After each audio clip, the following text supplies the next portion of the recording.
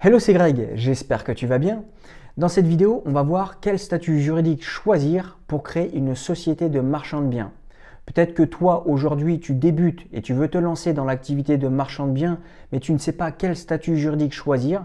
C'est ce que l'on va voir dans cette vidéo. Je vais te partager deux choses.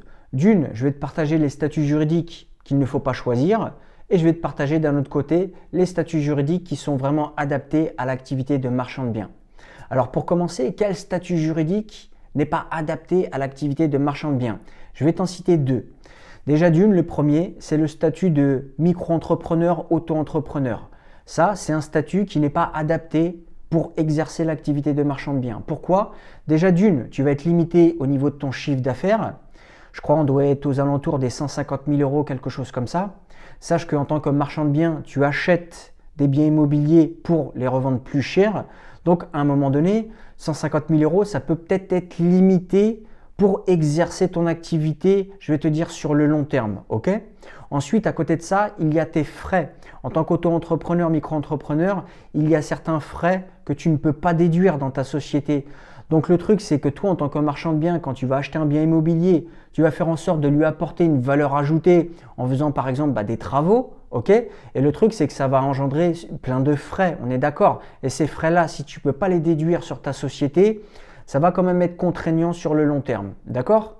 Ensuite, la deuxième structure qui n'est pas adaptée à l'activité de marchand de biens, alors peut-être qu'il y a certaines personnes qui ne vont pas être d'accord avec moi, mais c'est pas grave, je te partage quand même l'information. C'est tout simplement la SCI.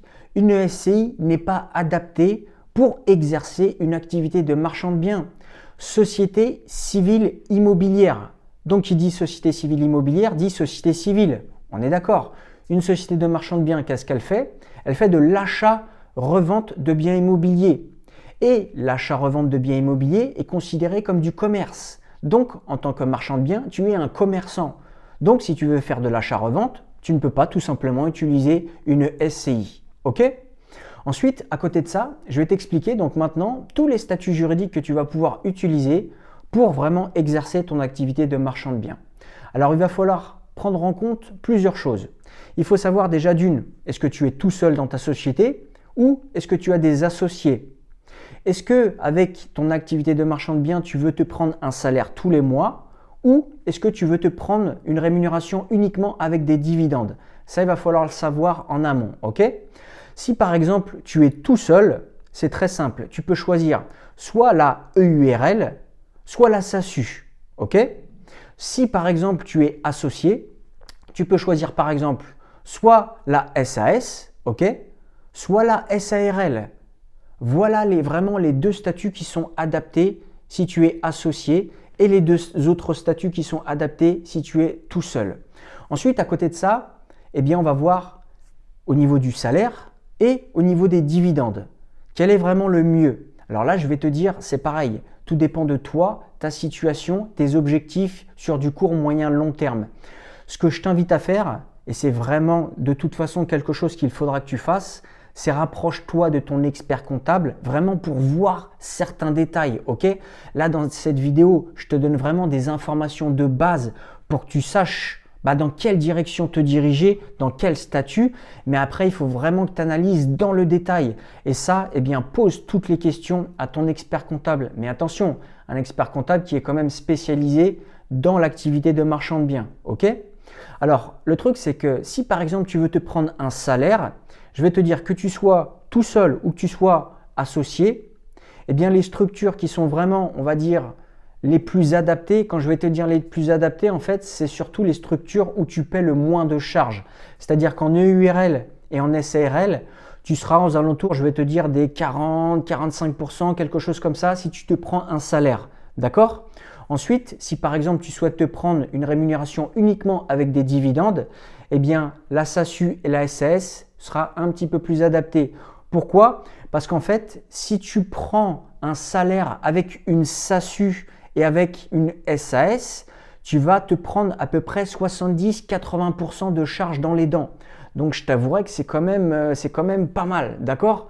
Tu vois la différence entre EURL, SARL, on est à peu près à 40-45%. Et quand tu es du SAS, SASU, si tu veux te prendre un salaire, je répète bien, tu seras sur du 70-80%. Au niveau de la rémunération sur le dividende, il n'y aura pas spécialement de différence entre le URL, la SARL ou la SAS et la SASU. Tu paieras l'impôt sur les sociétés, que ce soit n'importe quelle structure.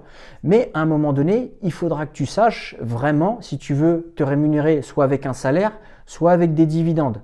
Alors, il y a quand même quelque chose qui est important à savoir, c'est qu'en tant que gérant d'une société, tu ne cotises pas au chômage.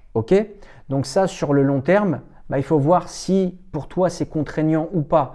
Et une autre chose aussi qu'il faut savoir, c'est que quand tu te rémunères uniquement avec des dividendes, eh bien en fait, le montant, la somme que tu vas prendre pour te rémunérer, cette somme-là, elle ne compte pas pour ta retraite. C'est-à-dire que tu ne cumuleras pas de points avec la somme que tu vas prendre sur ta société si tu la prends en dividende. C'est deux petits points qui sont quand même intéressants à savoir pour savoir si tu veux prendre plus un salaire, plus des dividendes ou trouver un bon juste milieu entre les deux. Comme je te le dis et je te le répète, vraiment rapproche-toi de ton expert comptable. Pose-lui toutes les questions que tu as dans ta tête pour vraiment ne pas faire d'erreur. C'est très important sur le long terme. Donc voilà pour cette vidéo. Maintenant, mine de rien, tu sais quel statut juridique choisir. Tout du moins, tu as vraiment de bonnes bases pour te diriger soit dans tel statut ou soit dans tel statut juridique.